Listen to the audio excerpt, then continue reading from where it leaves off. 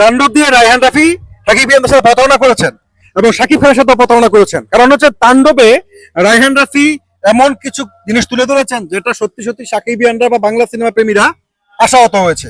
প্রথমত, তাণ্ডবে কোনো ক্লাইম্যাক্স তিনি রাখেননি। তাণ্ডব একটা সিনেমাতে কোনো ক্লাইম্যাক্স নেই, উইদাউট ক্লাইম্যাক্স একটা মুভি এন্ডিং হয়ে গেছে। সবচেয়ে বড় কথা হচ্ছে এখানে জোর করে আরফান নিশোকে ঢুকানো হয়েছে। এই গল্পের সাথে আরফান নিশোর কোনো সামঞ্জস্যতা নেই। আরফান নিশোর যে ক্যারেক্টারটা তাণ্ডবে দেখানো হয়েছে, মাসুদকে যে ব্যাক করানো হয়েছে, মাসুদের এই ক্যারেক্টারটা তাণ্ডবের মধ্যে জোর করে ঢুকানো হয়েছে।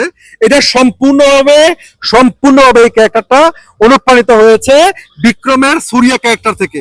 অর্থাৎ রুলেক্স যে ক্যারেক্টারটা বিক্রমের মধ্যে সুরিয়ার মধ্যে ফুটিয়ে তুলেছেন বিক্রম ডিরেক্টর, ঠিক ওই জিনিসটাকে এখানে কপি পেস্ট করে দেওয়া হয়েছে তাণ্ডবে। তাণ্ডব শাকিব খানের এমন একটা সিনেমা ছিল যেটা সাকিবিয়ানরা খুবই আশাবাদী ছিলেন যে এই সিনেমাটা সত্যি মেসিভ কিছু হবে, এবং বারবার বলা হয়েছিল তাণ্ডব টিমের পক্ষ থেকে যে তাণ্ডবের বাজেট বরবাদের বাজেট থেকে দ্বিগুণ। কিন্তু ফাইনালি আমরা তাণ্ডব দেখেছি যে তাণ্ডব বরবাদের বাজেটের অর্ধেক বাজেটের তাণ্ডব না।